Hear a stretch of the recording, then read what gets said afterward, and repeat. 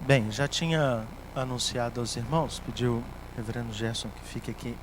Ele fica em pé, ele me desmoraliza, né? Porque, assim, chama Wesley para ficar aqui. É, eu conheço o reverendo Gerson pelo WhatsApp há algum tempo, né? E a gente ora por ele já há alguns anos. Quando nossa igreja enviou nossos irmãos lá para Guiné-Bissau, faz tanto tempo já, 2014? A vez que vocês pararam em Senegal, foi 2014? Pessoal, vocês têm boa memória? Hã? E já tem mais tempo, assim. Gente, o tempo passa depressa. E aí, eles ficaram hospedados lá alguns dias na casa do reverendo Gerson e da Marília, que está ali, mas eu dou a honra para ele apresentar a esposa, né? E, pessoalmente, eu conheço o reverendo Gerson há uns 40 minutos. Mas o evangelho tem um efeito interessante, né? Parece que eu e o reverendo Gerson somos amigos de infância, né? Estou quase batendo a mão assim, tocando. O evangelho produz isso, né? A questão de sermos irmãos em Cristo Jesus. Então, essa é a sua igreja. É a igreja do Senhor Jesus. Fique muito à vontade. E nós ouviremos o reverendo Gerson agora, na mensagem. E na escola dominical, nós teremos classe única. Porque é durante a escola dominical que ele vai falar sobre o projeto em Senegal. Então eu quero convidar você já a se preparar para isso. Deixa o feijão para cozinhar depois. Ok? Dá tempo, Deus faz milagres. Seu feijão vai acelerar. Então, que Deus abençoe.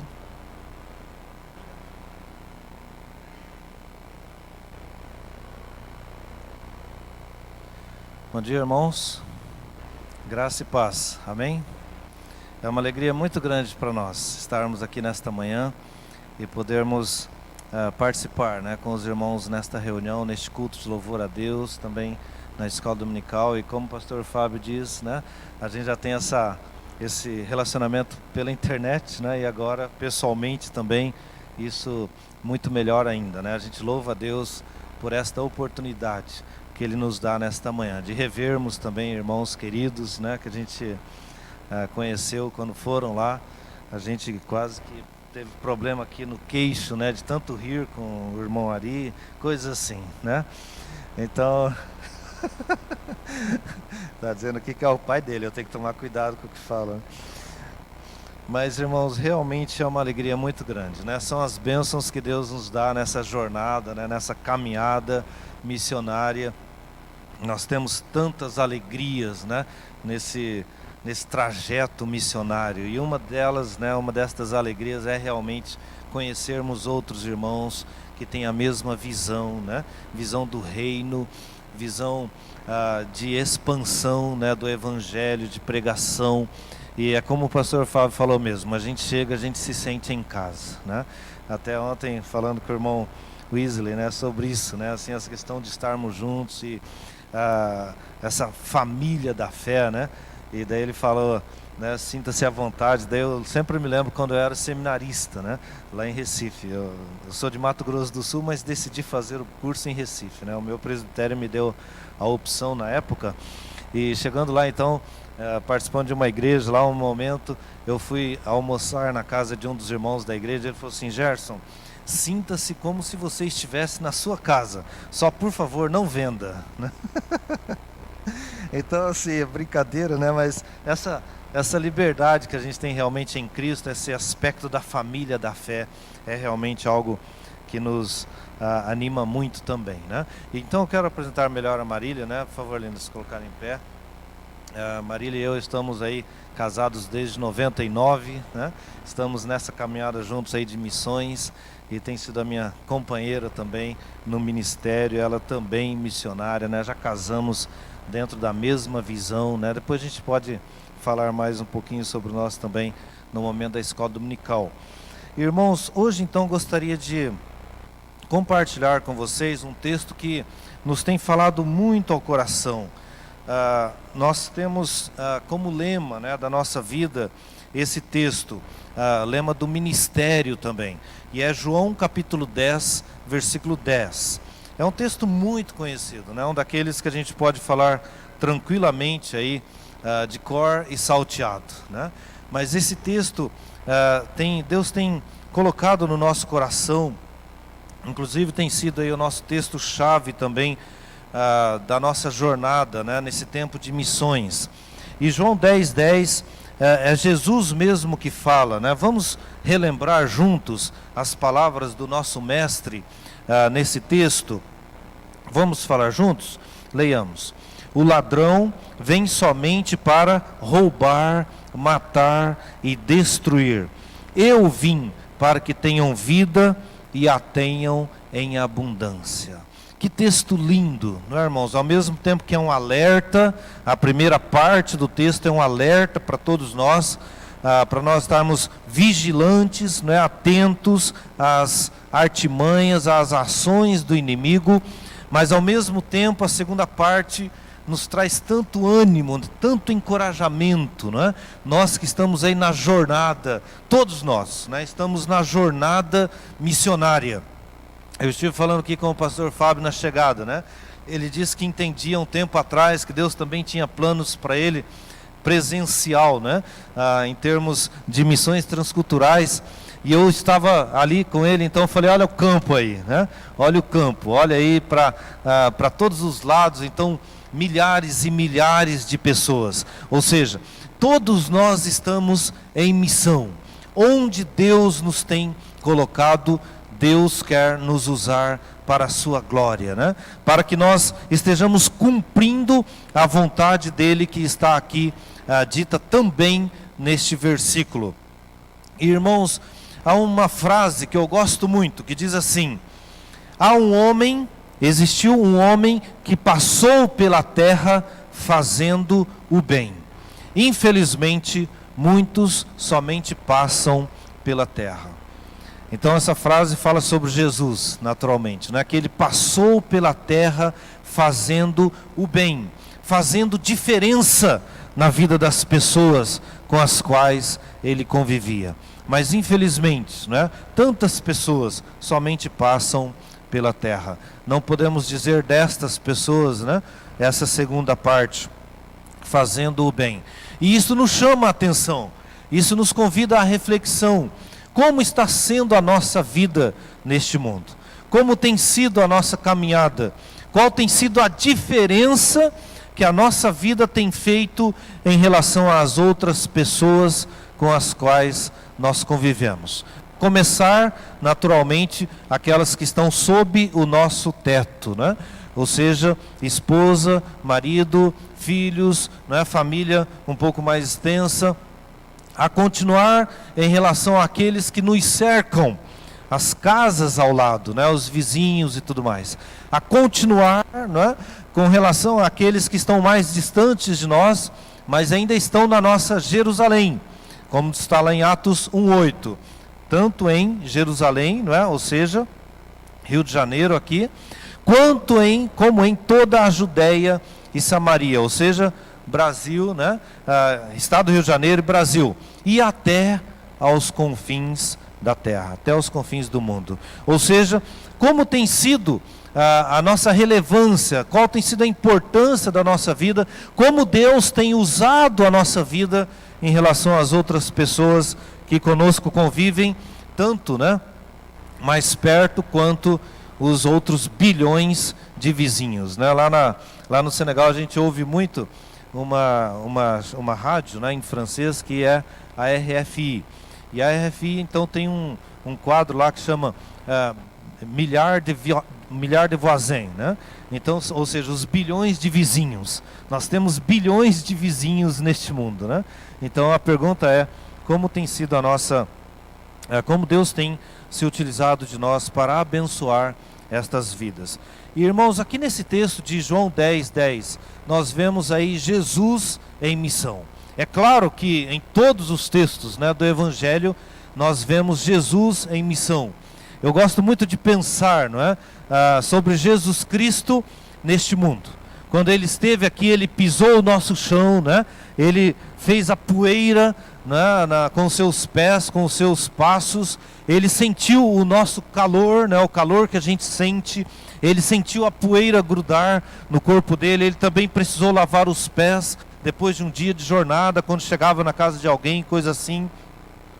ele sentiu a canseira que nós sentimos, né, depois de um dia de trabalho, chegando em casa cansados, ele precisou descansar, ele sentiu a nossa sede, irmãos, e é muito interessante, né, a gente pensar nos evangelhos e como se nós fôssemos o 13º discípulo, né, ou então como se nós fôssemos aquele grupo mais extenso e a gente acompanhando Jesus ali e a gente vendo Jesus, né, as ações dele, as reações dele, como ele tratava cada pessoa, né?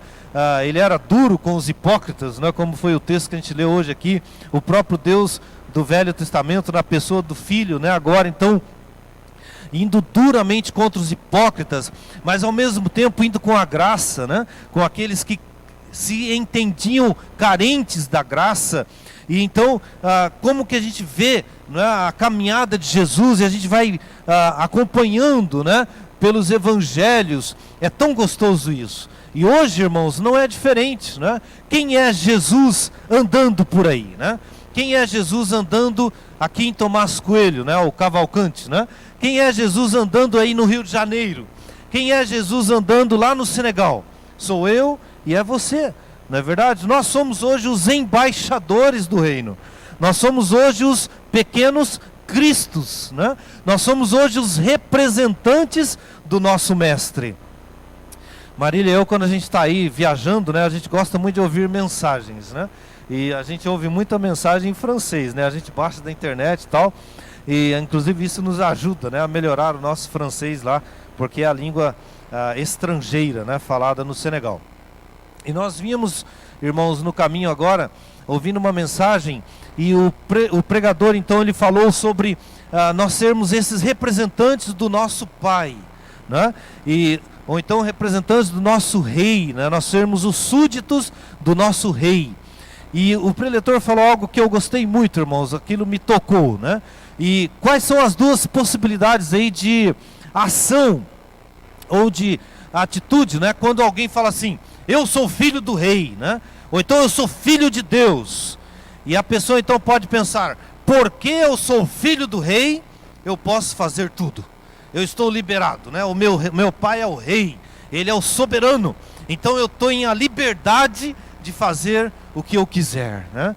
O meu pai é o grande Deus e tal, então eu estou livre e eu posso viver a minha vida como eu quiser. Ninguém tem nada a ver com isso, porque eu só falo com Deus e a gente se entende e tal, né? Mas, irmãos, e isso então, essa posição pode trazer mácula, né, a Deus, pode trazer desonra ao Senhor, pode trazer vergonha a Deus, né, usando essa palavra, claro que com restrições, mas, irmãos, aquela questão de nós não honrarmos ao nosso Pai, não é? Quando nós vivemos do jeito que a gente quer, fazendo coisas que o desonram. Mas há uma outra atitude possível, visto que eu sou filho do rei, visto que eu sou filho do Pai Celeste, eu devo fazer de tudo para honrá-lo com a minha vida. Então eu vou verificar bem, eu vou me policiar bem, eu vou sempre tomar cuidado com as minhas ações, com as minhas reações, com as minhas palavras, porque tudo o que eu faço, as pessoas estão me olhando e elas vão glorificar a Deus ou não. Elas vão dizer que tipo de cristão é você para fazer esse tipo de coisa, ou então elas vão dizer, você está realmente demonstrando quem é o teu Deus através dessas atitudes.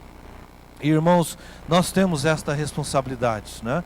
Este privilégio, ao mesmo tempo de dizermos, somos filhos do rei, somos filhos do Deus Todo-Poderoso, do Deus Soberano, mas ao mesmo tempo é uma responsabilidade também. Porque nós somos filhos do rei, nós somos embaixadores do reino, nós somos pessoas visadas, né, acompanhadas, e as pessoas estão nos lendo, né? Nós somos um livro aberto, nós somos um testemunho que fala sobre quem é o Deus que nós servimos, quem é o Pai que nós professamos, né, através da nossa fé.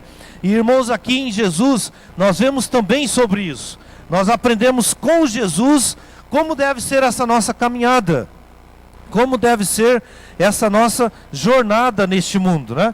Nós aprendemos com Jesus, digamos assim, como fazermos missões, como sermos missionários.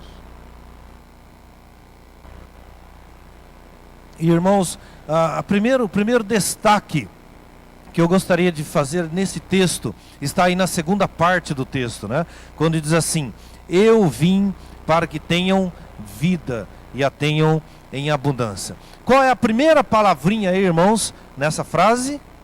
Eu. Uma palavrinha tão pequena, não é mesmo? Somente 2 letras. Mas, irmãos, quem é que disse esta palavrinha? Foi o próprio Senhor Jesus Cristo. Eu vim. Irmãos, isto fala para mim sobre implicação pessoal, sobre implicação, sobre envolvimento pessoal. Você e eu estamos em missão. Não existe, não é possível nós dizermos que somos cristãos, que estamos seguindo a Cristo e não nos entendermos também na obra que Ele quer fazer. É porque Ele quer abençoar vidas no Senegal que Ele nos leva lá, para participarmos com Ele destas bênçãos em vidas lá. É porque Ele quer abençoar vidas nesta região que Ele vos colocou aqui. Nós estamos naturalmente envolvidos em missões. Se nós não estamos envolvidos, ou se nós entendemos que isso é coisa para pastor, para missionário de tempo integral, irmãos, é porque nós não entendemos ainda o que é a vida cristã.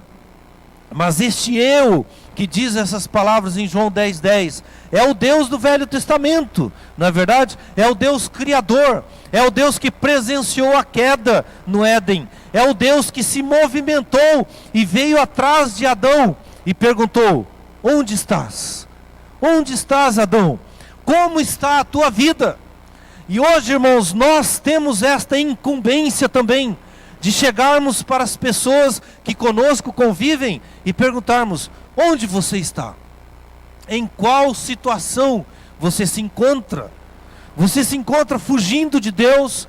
Você se encontra querendo fazer as suas próprias soluções de vestes, né? De soluções para você, para a tua vida? Ou você está querendo responder ao apelo de Deus? Venha, venha, você que está cansado, você que está oprimido, e você vai encontrar o alívio.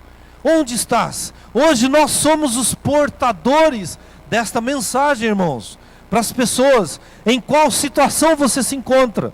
E este que falou eu, é este do Velho Testamento, né? E entra, claro, a doutrina da Trindade. E, irmãos, aquele mesmo do Velho Testamento que foi se revelando, né? E nós vamos acompanhando esta revelação progressiva nas Escrituras. E chegando então no Novo Testamento, ele vem pessoalmente. É o próprio Deus que vem agora na pessoa do Filho.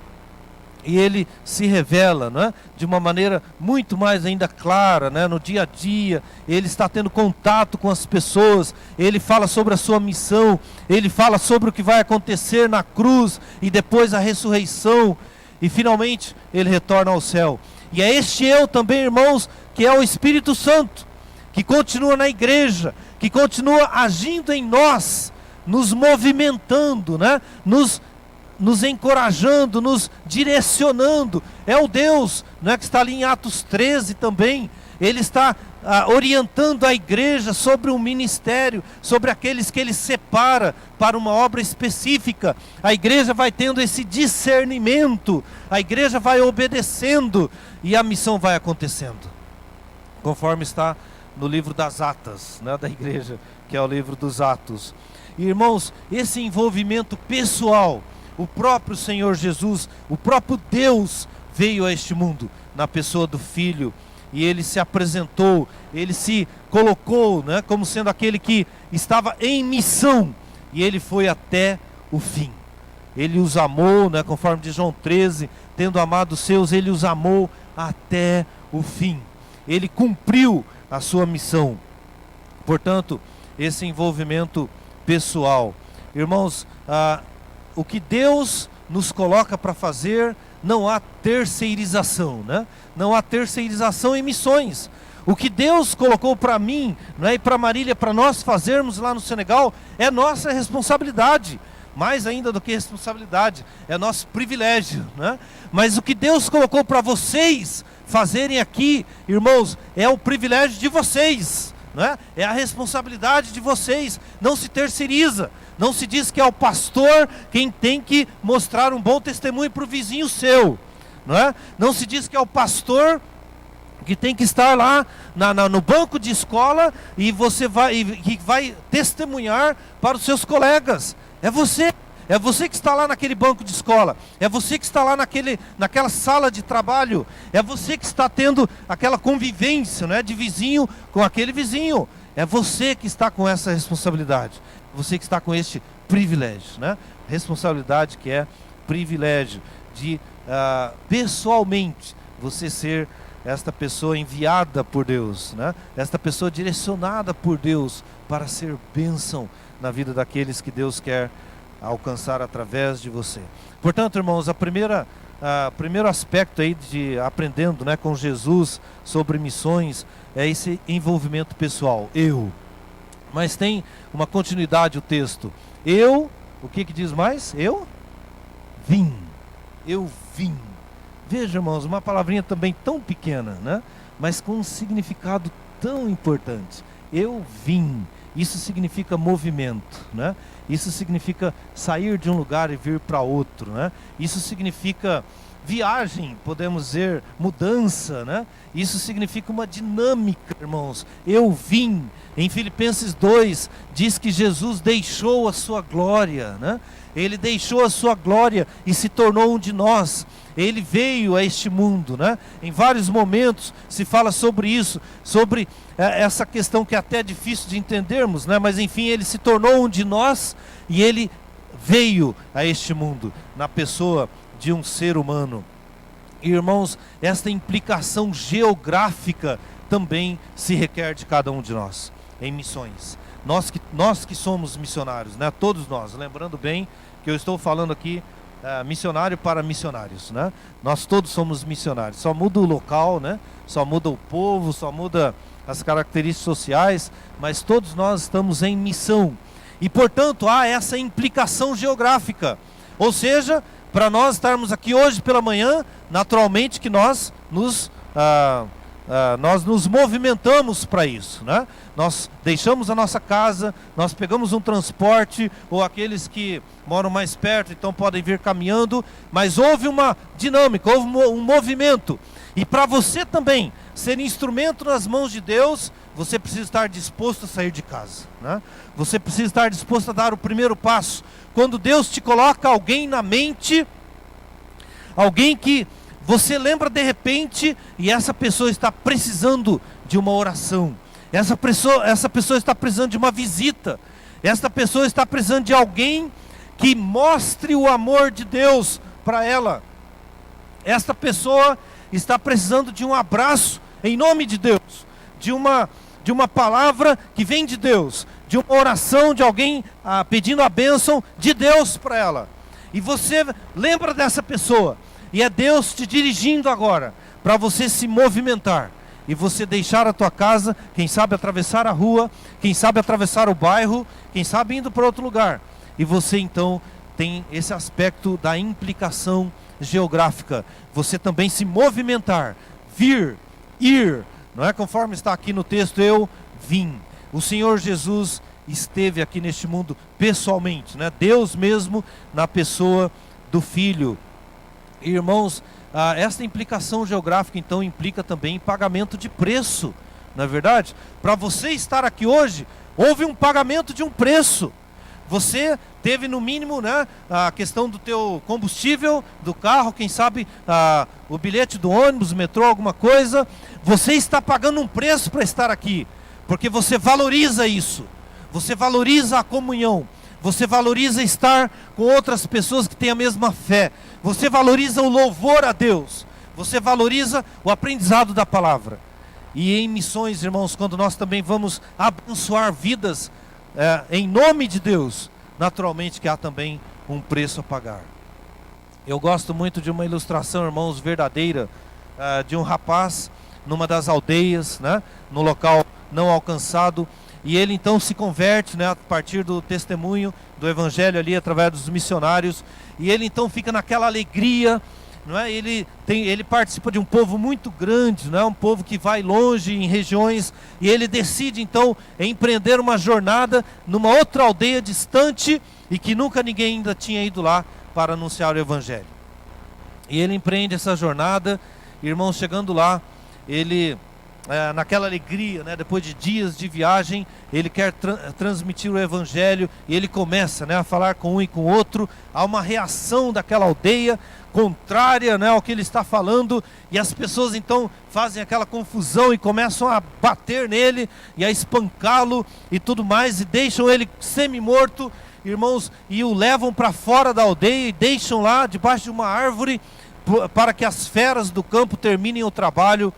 E ele então passa a noite lá, mas no dia seguinte ele ainda está vivo, né, todo machucado, e ele se levanta, fica sentado ali, fica pensando: e agora? Ô Senhor, o que eu vou fazer agora, né? Porque o que eu faço? Volto para a aldeia e quem sabe vão acabar de me matar, ou eu devo desistir e voltar para minha aldeia? E, irmãos, ele fica ali um pouco, né, esperando e tal. De repente ele vê que vem um grupo da aldeia, um grupo de anciãos, de pessoas da aldeia. E ele fala: agora que vão acabar de me matar mesmo, né? Mas, irmãos, aquele grupo chega e fala assim: olha, nós viemos aqui para ouvir o que você tem para nos dizer. Ele fica surpreso: mas vocês ontem fizeram aquilo comigo, né? E agora vocês vêm e dizem que querem me ouvir. O que está acontecendo? Daí aquele grupo então fala: olha, hoje de manhã algumas crianças estavam brincando por aqui e acabaram vendo você aí, e depois falaram para nós lá o que elas viram das solas dos pés, dos teus pés, né? Então tudo machucado, cheio de feridas e tudo mais. E então nós estivemos pensando: se você sofreu tanto para chegar até aqui e dizendo que tem uma mensagem para nós, nós precisamos te ouvir. Nós queremos saber o que você tem para nos dizer, porque você realmente perseverou nessa caminhada apesar de todos os teus machucados. E, irmãos, ele pôde então testemunhar do evangelho, e uma igreja nasceu ali naquela aldeia. Uma aldeia que inicialmente recusou, mas eles viram, irmãos, o pagamento do preço daquele rapaz para chegar até lá. Irmãos, isso é também missão, né? Quando nós estamos dispostos a pagar o preço para que vidas sejam abençoadas. Quem sabe Deus vai te dirigir, né, a que você, uma vez por semana, em 1 hora na semana, você possa estar na casa de alguém fazendo um discipulado, né? Aquele discipulado da IPB que é tão bom, né, de 13 lições. Irmãos, você vai estar, quem sabe, indo na casa de alguém, né? Um casal ministrando para um casal, então um homem para um homem, naturalmente, a mulher para a mulher, e você estar ministrando e Deus te usando. Quem sabe você vai estar visitando uma pessoa doente, quem sabe pessoas, né, que estejam em situações de dificuldades, ministérios, né, sociais, que Deus te usa também para alcançar vidas, espiritualmente falando. Irmãos, implicação geográfica, né? Pagamento de um preço. Jesus veio, ele veio. E nós estamos também vindo, ou seja, nós estamos indo, nós estamos também dispostos a isso. Irmãos, uma terceira lição nesse texto de João 10:10. Eu vim, e o que mais que ele diz? Para quê? Eu vim para quê? Tenham vida e a tenham em abundância. Irmãos, qual é o objetivo de Jesus? Jesus veio para turismo, né? Jesus veio só para ter uma ideia, né, de como seria a vida do ser humano pessoalmente, né? Será que Jesus veio porque não tinha nada o que fazer na glória, né? Será que Jesus veio? Qual seria a motivação? A motivação está muito clara aqui, irmãos. Ele veio para quê? Ele tinha um objetivo definido, determinado. E esse objetivo, irmãos, é para que as pessoas tenham o quê? Vida e a tenham em abundância. Irmãos, se há necessidade de que as pessoas tenham vida, é porque elas estão ainda na morte. Elas estão ainda na separação eterna de Deus. E Jesus Cristo então vem para que essas pessoas tenham vida. E não somente vida eterna, né? Para o depois, para o além, mas também, irmãos, a vida em abundância, uma vida feliz, uma vida abençoada, uma vida que vale a pena ser vivida já neste mundo, uma vida em abundância. Irmãos, este é o objetivo redentor de Jesus. Ele vivia com esse objetivo. Ele estava fixo, né? Ele estava fixo no objetivo que ele tinha, que era a cruz. Ele veio para isso, ele veio para morrer, ele veio para ressuscitar, vencer a morte. E ele veio para continuar a ser o Rei dos Reis e Senhor dos Senhores. Mas para isso, irmãos, ele não podia sair do seu foco, né? Mesmo que de vez em quando viessem as tentações, como foi o caso lá, né, com o Satanás no deserto, como foi o caso também com o próprio Pedro, né? Pessoas próximas a ele. Irmãos, nós temos que tomar cuidado, né, com as palavras que nós recebemos.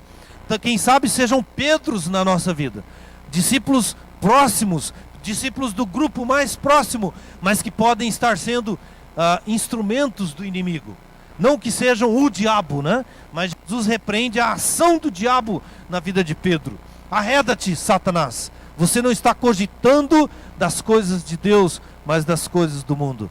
Irmãos, Jesus, portanto, estava atento às possibilidades de mudança de foco e ele não se curvava a elas. E ele continuava firme. O texto diz que ele seguia resoluto, né, para Jerusalém. Irmãos, mesmo sabendo que iria morrer, mesmo sabendo de tanto sofrimento, mas ele tinha um objetivo redentor. Ele estava continuando em frente. Qual é o nosso objetivo de vida, irmãos? Para que nós vivemos, né? Será que nós podemos responder isso para cada um de nós? Eu vivo para... 2 pontos. Né? Se a gente fosse fazer essa dinâmica aí, né? Esse exercíciozinho, né? Pegar um papel e uma caneta.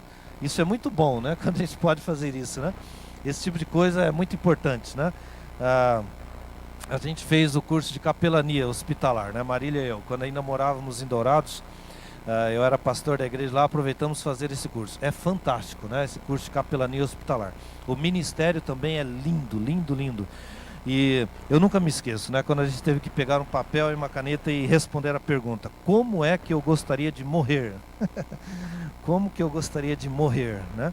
E daí a gente teve que fazer ali, responder aquela pergunta. Naturalmente que 90 e tantos % morrer dormindo, né? E daí depois o professor nosso falou assim: ó, só que eu tenho uma má notícia, né?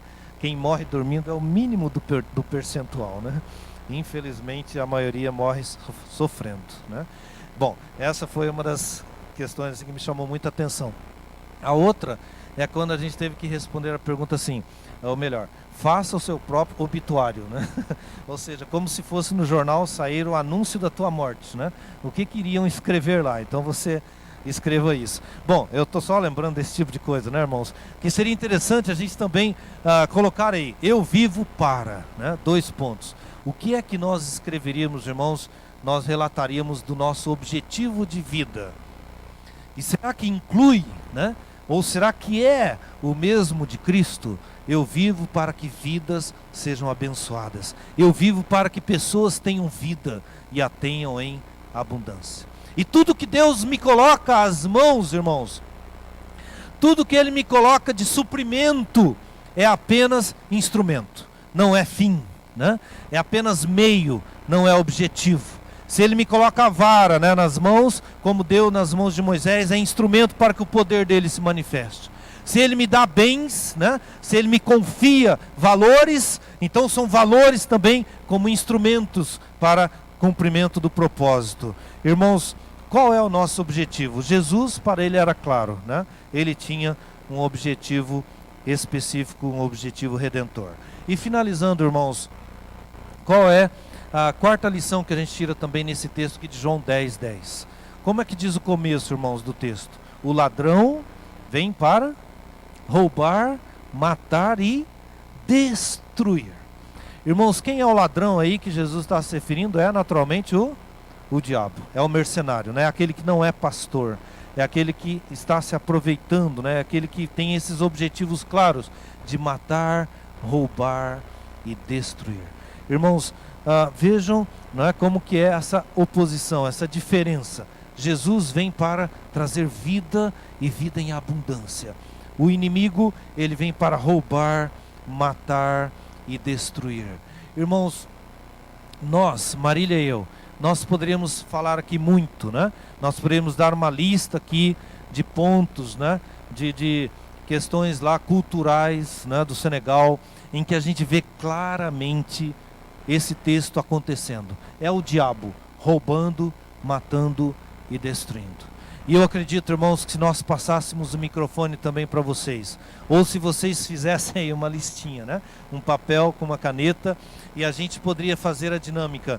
O que é que você detecta na tua família, quem sabe, dentre os teus vizinhos, o teu bairro, ou quem sabe no teu estado, né? Na tua nação, no Brasil, o que é que o diabo está fazendo? Roubando, matando e destruindo. Eu creio que a lista, irmãos, seria grande, não é verdade? E se nós juntássemos ainda as listas, irmãos, nós iríamos detectar muitos pontos que o diabo continua fazendo o que Jesus disse naquela época. Ele continua roubando, matando e destruindo. E a pergunta, irmãos, é para você e para mim. Será que estamos apercebidos disto? Será que nós estamos nos conscientizando, ou será que nós estamos até nos acostumando, né?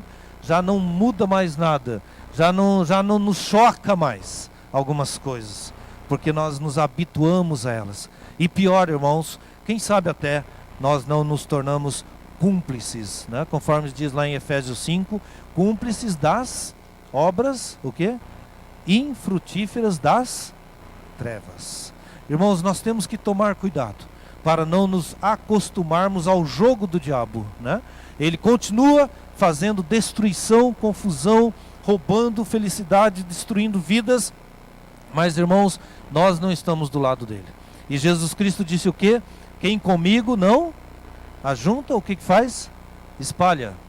Irmãos, ou estamos do lado de Cristo, ou estamos do lado de Satanás. Não há meio termo, né? Não há meio termo.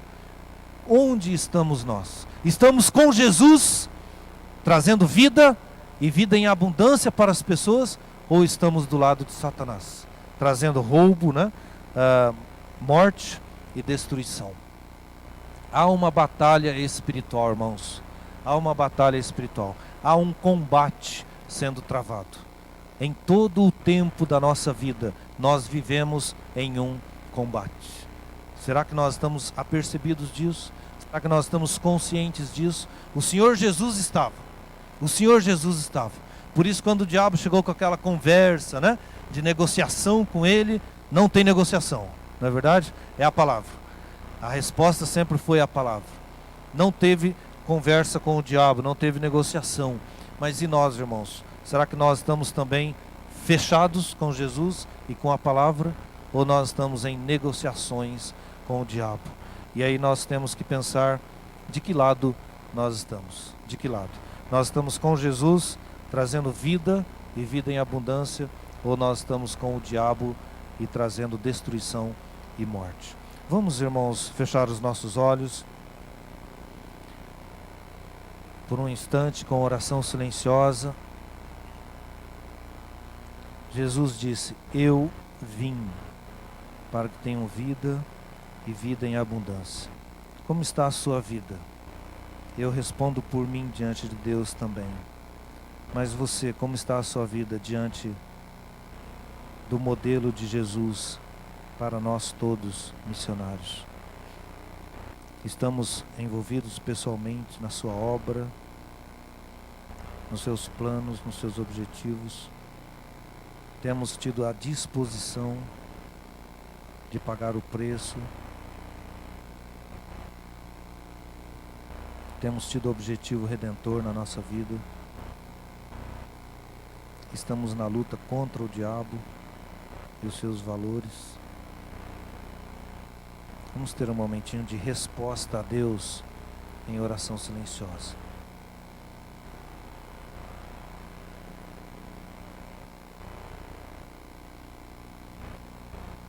Senhor, nós queremos te agradecer, ó Pai, por este texto da Bíblia. Senhor, esse texto que foi escrito há tanto tempo, mas que o Senhor o preservou para nós até hoje. Louvado seja o teu nome. Nós queremos te louvar, ó Deus, pela pessoa de Jesus Cristo, o nosso mestre, o nosso Senhor, o nosso modelo de vivência neste mundo. Ó Deus, envolvimento pessoal, pagamento de um preço e também o objetivo claro de abençoar vidas. Ó Deus, e também a consciência de estar lutando contra os valores das trevas. Senhor, ajuda-nos nisso, conduz-nos nisso, a cada um de nós, onde o Senhor nos colocou como instrumentos teus. Ó Pai, continua a fazer a tua obra, Senhor Deus, em nossas vidas, na minha vida e da Marília, Senhor, aonde o Senhor tem nos levado, Pai, mas especialmente onde moramos lá no Senegal. Ó Deus, e também os irmãos aqui, Senhor. Deus, podemos pensar aqui quantas casas neste bairro, nessa cidade, estão ali, Senhor Deus, com embaixadores teus. Pessoas que são colocadas em lugares estratégicos, casas, comércios, escolas, outros locais de trabalho, convivência. Ó Deus, em nome de Jesus, Pai, continua a abençoar estes irmãos aqui, esta igreja, Pai. Em nome de Jesus, Deus, dirige, Deus, claramente cada pessoa, Senhor, em como o Senhor quer utilizá-los para que vidas, ó Deus, encontrem a vida e essa vida em abundância. Ó Deus, em nome de Jesus, Pai, continua a fazer a tua obra, Senhor Deus, na vida de cada um de nós. E que nós tenhamos a bênção de, como Jesus Cristo, podermos cumprir a nossa missão até o fim. E de podermos, Deus, estar na glória com o Senhor. E de podermos também termos participado, Senhor, no alcance de tantas e tantas vidas. Louvado seja o teu nome. Nós te agradecemos pelo privilégio que o Senhor nos dá de te servirmos, de sermos embaixadores teus. Nós oramos em nome de Jesus Cristo. Amém.